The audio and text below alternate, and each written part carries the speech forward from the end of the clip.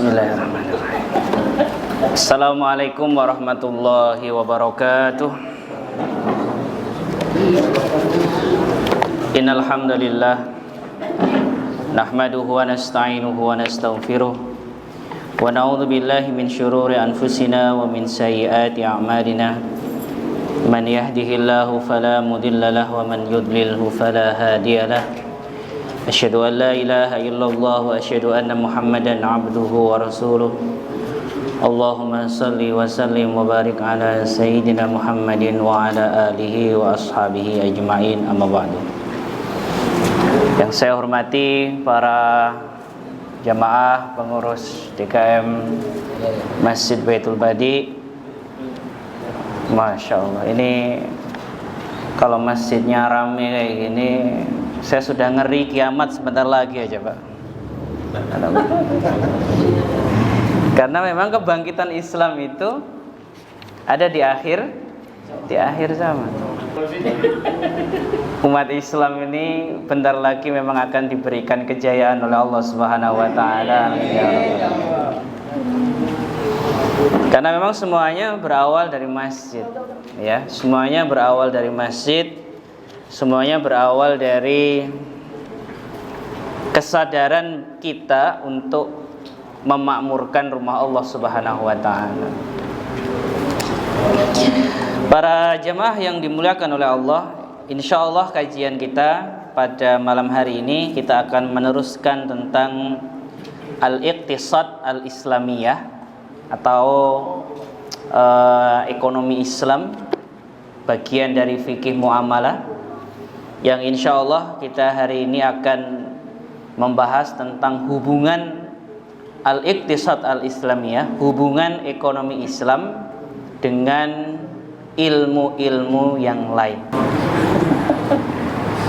Jadi kalau kita berbicara tentang ekonomi ini, kita kalah ya dengan pendidikan ekonomi yang diterapkan oleh orang-orang non-muslim. Ya, anak-anak kecil, anak-anak yang non muslim itu biasa sekolah bawa gorengan, bawa pensil, bawa pena, bawa penghapus untuk dijual. Sedangkan kita umat Islam ngomongin duit, ngomongin ekonomi di masjid itu kayak gimana gitu ya. Padahal sebenarnya kalau kita fahami dengan baik, ilmu inilah yang nanti akan menjadikan wasilah kita ya untuk menjadi muslim yang baik.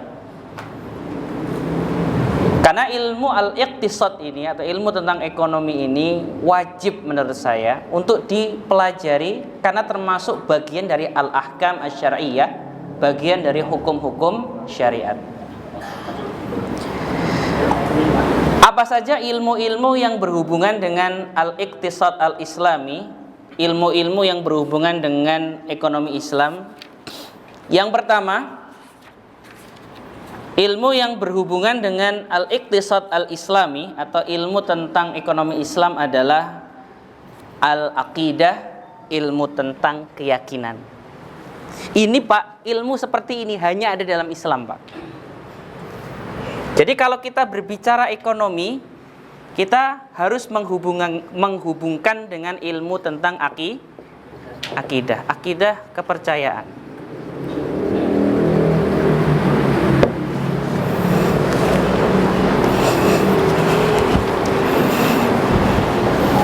Bagaimana konsepnya? Coba ini hanya ada dalam Islam. Bapak belajar ekonomi sampai dokter, sampai S3 di luar Islam gak bakalan ketemu ilmu ini.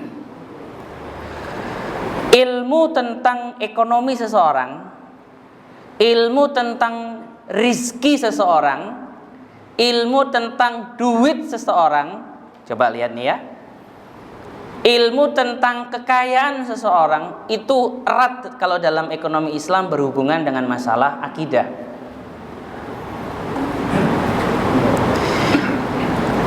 Seseorang yang ingin membuka sebuah usaha, Bapak pengen nih buka pecel lele Al-Mahdi sama Masya Allah. 20 cabang di seluruh Indonesia. Amin amin amin. Saat akidah seseorang ingin mempunyai sebuah usaha, kemudian kepercayaannya gini, laku nggak ya? Enak nggak ya? Ada yang beli nggak ya? Atau antum datang seseorang masaknya pinter, enak banget. Kemudian orang itu ngomong sama antum, Pak, tolong dong modalin saya, nanti kita bagi hasil, ya. Nanti kita bagi hasil. Saya tuh pinter banget bikin pempek. Gak ada empek-empek senikmat empek-empek bikinan saya. Boleh dicek dah seluruh Jakarta dah. Ini Bapak kalau mau ngemodalin, ya, ini bakalan goal internasional nih empek-empek saya. Tetapi ketika Bapak berhadapan dengan sebuah akidah, sebuah keyakinan bahwa ini nanti gimana? Nanti untungnya bagaimana? Nanti kalau rugi bagaimana nanti? Ketika antum berbisnis, antum usaha, antum bekerja, tidak antum hubungkan dengan masalah akidah, maka akan timbul suatu keraguan. Ya, mikir mau bikin bengkel saja, sampai 10 tahun dipikir doang tuh bengkel, nggak wujud bengkelnya, mikir doang isinya. Bengkelnya nggak ada, udah dipikir, ntar kalau rugi, ntar kalau nggak laku, ntar kalau istri saya minta cerai, macem-macem mikirnya. Padahal mau buka bengkel.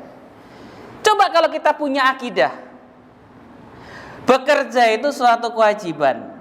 Bekerja itu adalah suatu hal yang diperintahkan oleh Allah. Untung dan rugi adalah milik Allah. Wa ma min dabbatin fil ardi illa 'alallahi rizquha. Tidak ada hewan di atas muka bumi ini kecuali dijamin rizkinya oleh Allah. Cukup bagiku untuk berusaha.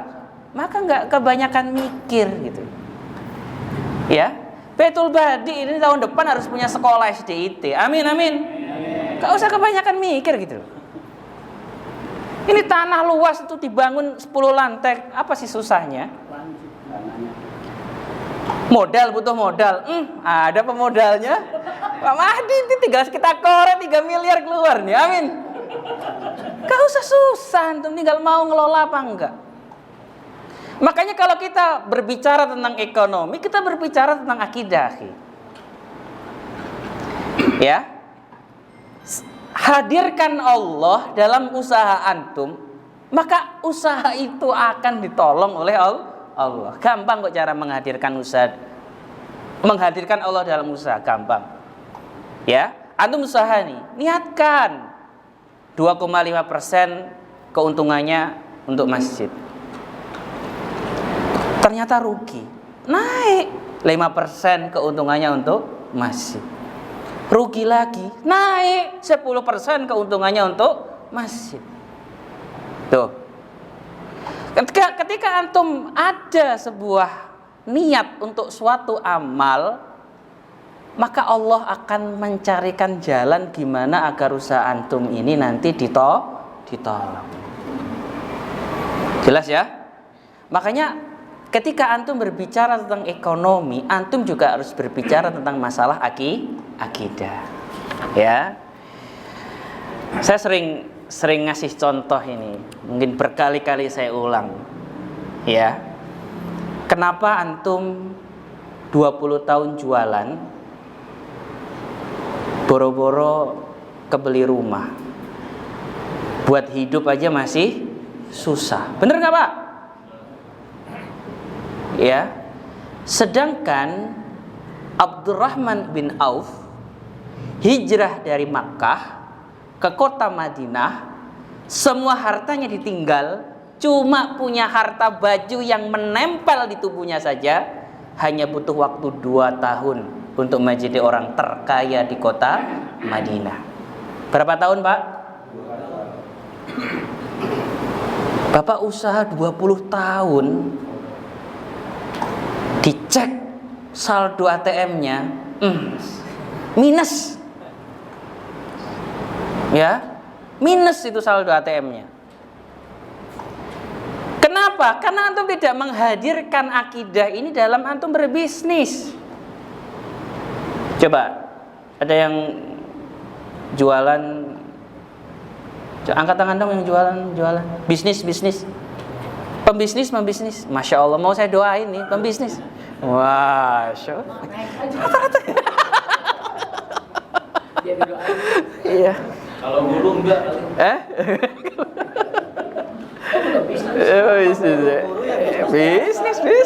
Bisnis. Biar doain ya. Kan bisnis. Orang kadang, Pak, ngelihat kisah Abdurrahman bin Auf 2 tahun kaya raya. Bahkan Ummul Mukminin sepeninggal Nabi Muhammad SAW itu yang menjatah nafkahnya adalah Abdurrahman bin Auf. Saking kayanya beliau. Ternyata Abdurrahman bin Auf ini mengamalkan firman Allah. Akidahnya benar nih, bisnis dengan akidah benar. Masalul ladina yunfikuna amwalahum fi sabilillahi kamathali habbah. Perumpamaan orang yang berinfak di jalan Allah seperti orang yang menanam satu benih. Ambatat sab'a sanabil, tumbuh 7 tangkai. Fi kulli sumbulatin mi'atu habbah, setiap tangkai ada 100. Berarti orang kalau infak 1 dilipat gandakan 700. Dan tidak main-main, Abdurrahman bin Auf pernah menginfakkan seluruh hartanya ketika dia hijrah ke kota Madinah. Ditinggalkan semua hartanya. Bapak seumur-umur gak pernah ngosongin ATM untuk masjid kan? Makanya 20 tahun bisnisnya gak kaya-kaya Bapak. Gak pernah ngosongin ATM untuk sekolahan, gak pernah ngosongin ATM untuk Allah, gak pernah berinfak dengan nominal yang luar biasa untuk Allah Subhanahu wa ta'ala. Paling kotak masjid 5.000. Ya rezekinya ya cukup hanya contoh buat makan, buat nyekolahin anak, ya sudah, terima saja. Tapi Abdurrahman bin Auf radhiyallahu anhu menginfakkan seluruh hartanya. Datang lagi perang pada waktu itu, memaksa kaum muslimin untuk mengeluarkan hartanya. Rasulullah bertanya, siapa yang mau membeli surga dengan hartanya? Datang Abdurrahman bin Auf, dibawa Pak separuh hartanya. Ya, separuh hartanya. Ayo coba cek sekarang isi ATM-nya. Infakan separuhnya. Berani nggak? Berani nggak? Takut Ustaz. Makanya kenapa usaha kita tidak seperti usahanya para sahabat? Karena mental akidahnya kita tidak selevel dengan mereka. Ya. Makanya udah, akidah kita sebelum kita memulai suatu pekerjaan kita harus benar. Saya Pak kalau mesen teman-teman di kantor, teman-teman yang kerja ketika absen, ya itu selalu saya pesankan, kamu kalau kerja, Bapak juga nih kalau buka toko, ya jangan lupa ketika antum membuka toko, membuka usaha, datang ke pekerjaan, masuk ke kantor, jangan lupa baca Bismillahirrahmanirrahim. Kenapa kita harus baca basmalah? Karena kita harus meniatkan ibadah ini untuk Allah, bukan untuk cari uang. Ya, untuk Allah. Ya Allah, aku niat nih bekerja di perusahaan ini. Udahlah 10% ya Allah untuk masjid. Makanya sampai dalam hal ini Nabi Muhammad SAW ini bersumpah, walladzi nafsi biyadihi. Bayangkan Nabi Muhammad sampai bersumpah, demi zat yang diriku ini ada di genggamannya, ma yang kusumalun bis sadaqah, tidak akan pernah habis harta karena sedekah. Gak bisa habis. Makanya para sahabat ini adalah orang-orang yang gagal miskin. Kalau Bapak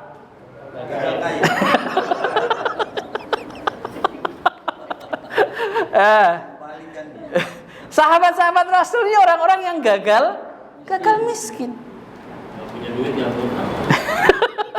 Gagal miskin mereka itu. Kenapa mereka gagal miskin? Karena dekat dengan Allah. Ya, karena mereka kalau punya harta itu yang dipikirkan adalah Allah. Bapak punya harta sedikit saja, motorku kayaknya udah harus ganti. Punya rezeki sedikit saja, kawin lagi enak kayaknya. Ya Allah, terus untuk Allahnya ini loh kapan?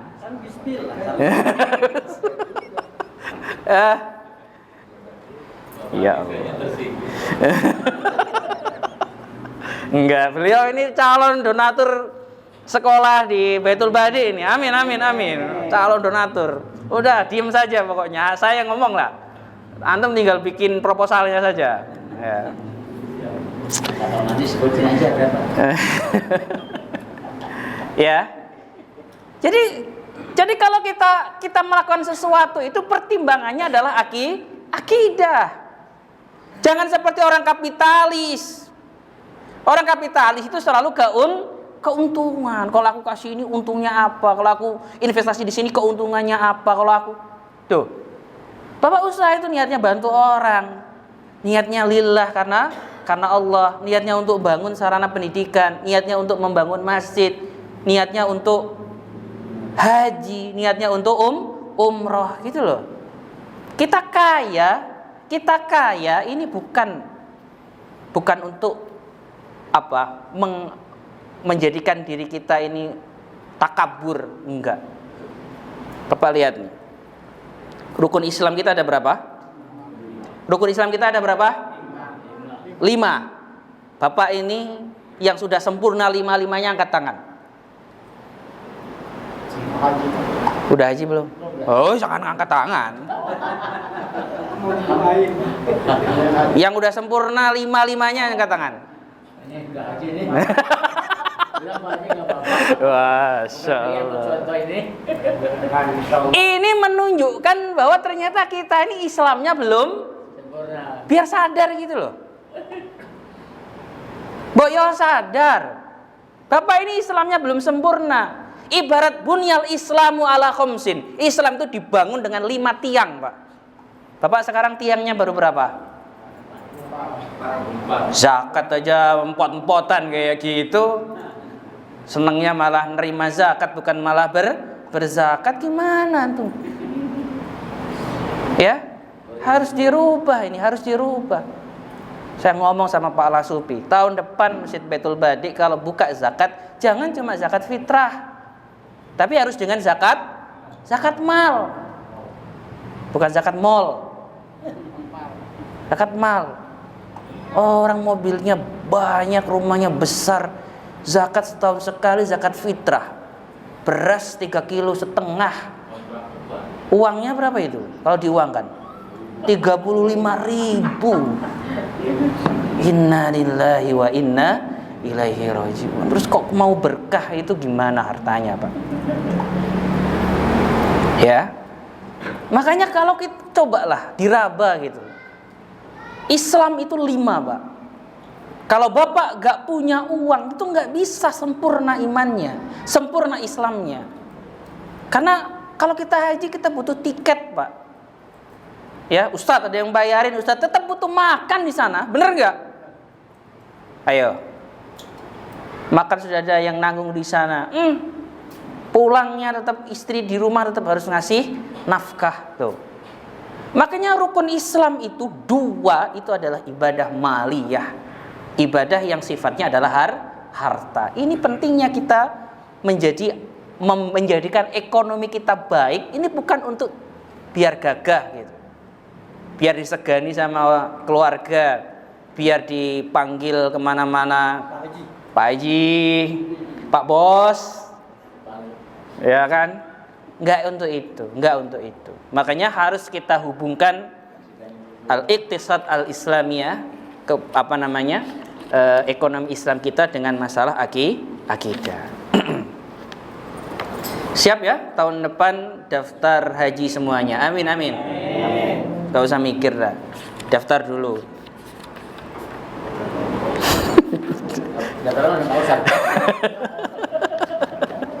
Ya Allah, ya Allah. Mana yang tadi kok hilang gitu?